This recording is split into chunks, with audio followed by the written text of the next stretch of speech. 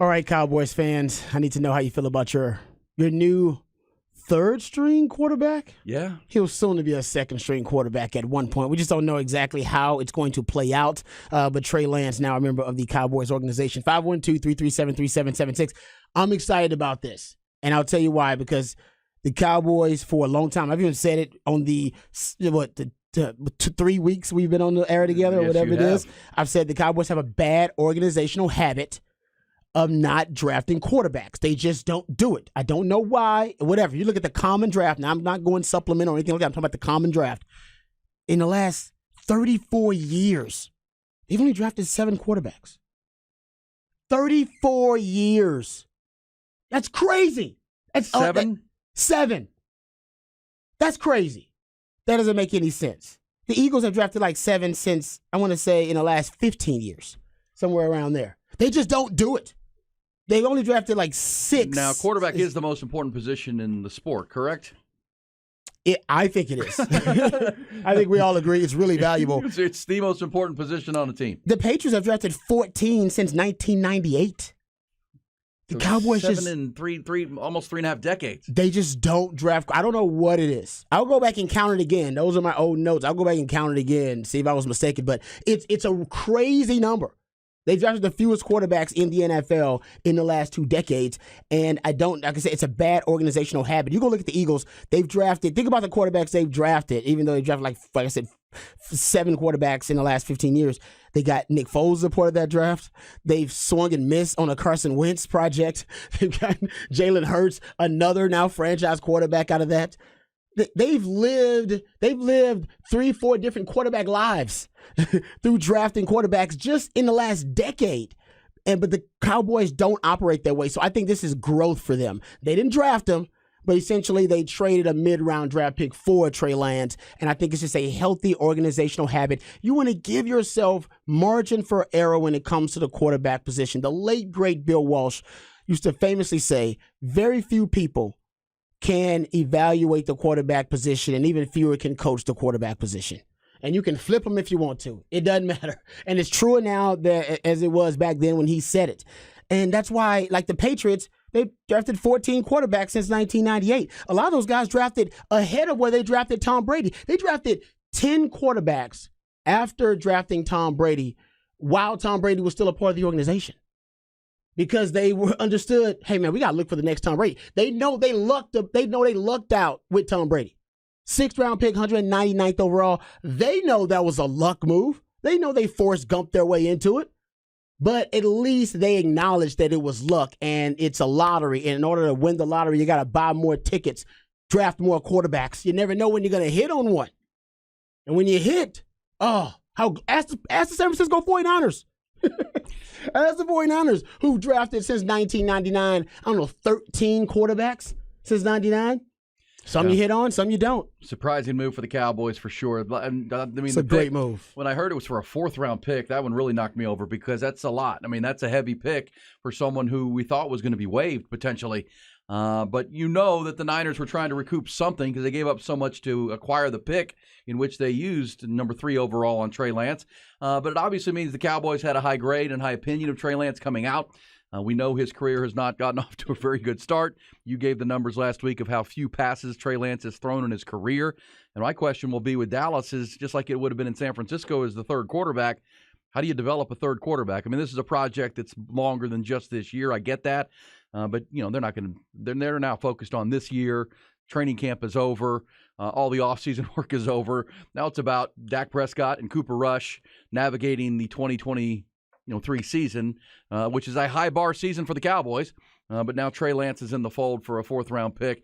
Obviously, they're looking down the road here, but I don't know that you're going to get much out of Trey Lance this year or either will be able to develop him very much this year. That'll be a project that can begin in the offseason.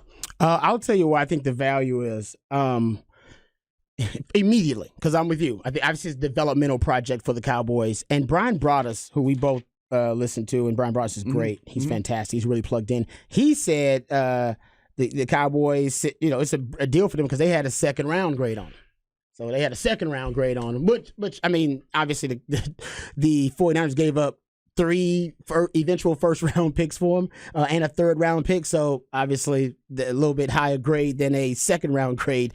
But for the Cowboys, that's still value, though. If you look at acquiring value is how you should look at it in the commodities market. They still acquired great value if they got a guy who even they had a second-round grade on him, but they got him for a fourth-round pick. So essentially like drafting a mid-round quarterback. But here's the immediate value. First of all, Cooper Rush is under a 2-year contract. You can trade Cooper Rush. He's flippable, right? Because he started his career as really good 4-0 as a starter. Sixth quarterback in the last 20 years to go undefeated in his first 4 starts. Like Patrick Mahomes, Jimmy Garoppolo is in that group, Big Ben. So it's a good group to be in. So he's tradable, right? That's a tradable piece. You can flip him now. After the year. Whenever it is, whenever you decide to do it, that's now. Or, hell, who knows? Now you got Trey Lance. He's tradable. He's flippable too.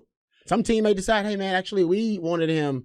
We didn't get a chance to get that 4th-round pick out there, but actually we want him. So you can flip him too. But here's the immediate impact. And I've been saying this for years, and I think the Cowboys are going in this direction. And it's brilliant if they are. And it's Dan Quinn if it is. The NFL now is more of a running quarterback league than it's ever been. Ever. All right, you have actually more designed quarterback runs than scrambles for the first time in NFL history. They've been keeping track of it. Since you play so many of these dual-threat quarterbacks, you need one that's going to be on your scout team. You need one to practice against. It can't be Dak. Dak can't be that guy that's practicing for the defense. It ain't Cooper freaking Rush. I can guarantee you that. I need somebody who can simulate these 3, 4, 5 quarterbacks I'm going to see a year in practice. And by the way, I'm seeing more of them being drafted every year. Well, you have to be able to simulate that in practice. And Sean McVay said it famously. He said, Lamar Jackson, the first time you see it, it's blinding.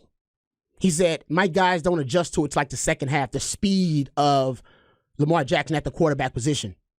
He said, it takes a while, and we don't have anybody in practice that can throw like Lamar Jackson and run like him. Now the Cowboys do.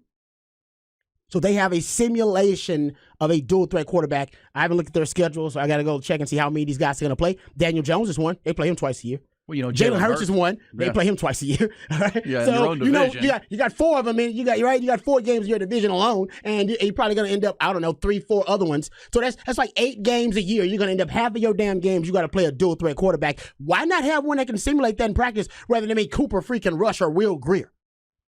Ding, ding, ding, ding. That's why they got it immediately. And by the way, that's Dan Quinn.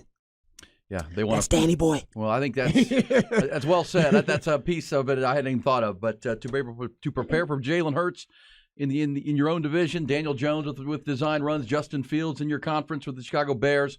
Then there are more and more of those type of quarterbacks. Kyler Murray, when he gets healthy in Arizona, is another one. But yes, I mean design runs and a quarterback like Trey Lance, who at least right now in the immediate can run your weekly scout team and help you prep for that. I think exactly right. And now. Right this tomorrow. Because look, we know what the bar is. If you're Mike McCarthy, you've got to get past the divisional round, and if you don't, you might be handing that job over to Dan Quinn to see if he can do it better. And obviously, they've put the pressure on to Mike McCarthy calling the plays now. He and Dak Prescott, who, by the way, looked pretty good calling plays on Saturday night with the Cowboys. And it's kind of awkward. He's calling the plays for Will Greer, who they knew he was not going to play beyond that year. That was his last game. Mm-hmm. Hey, put out some tape. Will, the former West Virginia Mountaineer, and he did that. Yeah, he did. So, yeah, we'll get into what we learned and things we maybe can glean from the preseason. But Rod Babers with a great point there on the Cowboys and Trey Lance. Maybe that makes some sense to help prepare. Look, the name that jumps in your mind is Jalen Hurts. I mean, Jalen Hurts rushed for over 1,000, close to 1,000 yards last year. But don't forget Daniel Jones. Daniel Jones can go. Hey, I know he's not the right complexion for that guy to can run, but he can run now. But he's and you're right. Stereotypes out there because people you played in the NFL, you understand this. I mean, your backup quarterback doesn't run your scout team. It's usually your third guy. So exactly. And your third guy can actually give you reps, legitimate reps, to try to help you with what you have to prepare for to play the Eagles twice a year and play Daniel Jones. The tush push, you got to prepare for that now. You got to prepare for that quarterback sneak. You need a big, strong quarterback that can replicate that. Trey Lance he's basically a mini Jalen Hurts. Yeah. He's like he is. You're right. He's kind of a mini Hurts in that. Well, look, I mean, so he can earn his money right there if he can help you beat the Eagles twice a year just because he can give you a great simulation in practice. Yeah, give your defense Great look. More prep look. Oh, man. That's brilliant. Trust me, I remember VY at giving us scout team looks, and that wasn't fun. Before he became VY. As a young freshman VY, just trying to show off. And I'm like, Coach, this ain't fun. This kid out here showing off. Yeah, exactly. So trust me, that can make you better as a defense, no question. And I know Dan Quinn's thinking about that. I don't know if that's what because by the way, Jerry Jones said he did not consult anybody. He said he didn't consult Mike McCarthy. Now, he said he didn't consult Mike McCarthy or Dak Prescott. He didn't say Dan Quinn. So I wonder if he consulted Dan Quinn before the move. But he claims he didn't consult anybody when the 49ers called him. He said he couldn't hang up the phone. He would not hang up the phone. All right, so the fourth-round pick for Trey Lance. Cowboy fans, what say you as the Cowboys now prep for their season opener September the 10th against his New York football Giants? Speaking of Daniel Jones, what say you? Hit us on the Specs text line, 512-337-3776. It says, dude will likely not even take a snap in Dallas. Well, that may be true. My point is, he may not. Exactly, but you get him for the scout team. Y'all not realizing what a value that's. I'll go look at the Cowboys schedule and find out how many of these quarterbacks they play. But as Ian and I just mentioned, you got two of them in the division alone.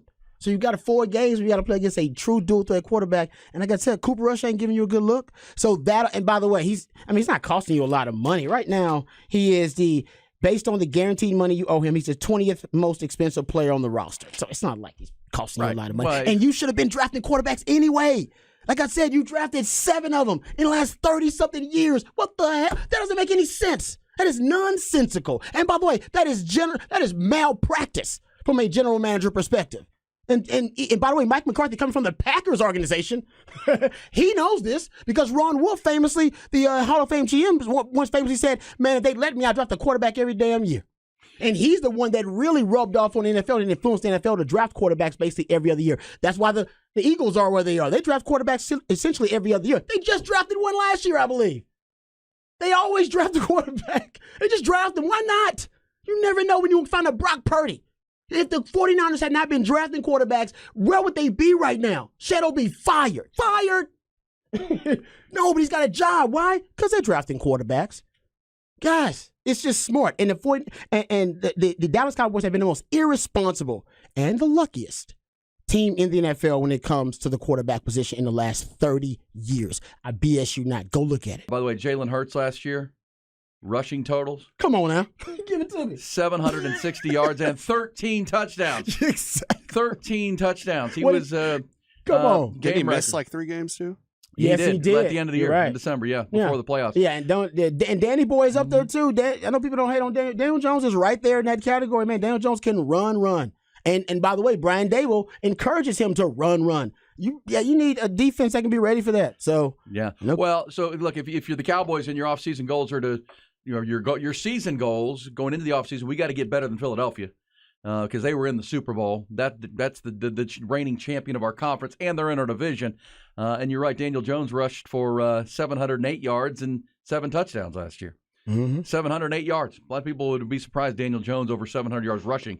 But that was part of what Brian Daboll brought to that offense. So it's a great point. So if you drafted Mozzie Smith with the first pick, your first-round pick, and part of the reason for drafting Mozzie Smith, the big, powerful guy out of Michigan, is you got to be able to stop that quarterback sneak. Yeah, you do. How many quarterback sneaks did Jalen Hurts run? I know, good sports talk radio is not quarterback sneaks, but those little 4th and 3rd and shorts where Jalen Hurts gets the first down and they push him into the pile. Oh man, Cowboy, you got to figure out a way to stop that. Yeah, you do. Got to figure out a way to prevent that.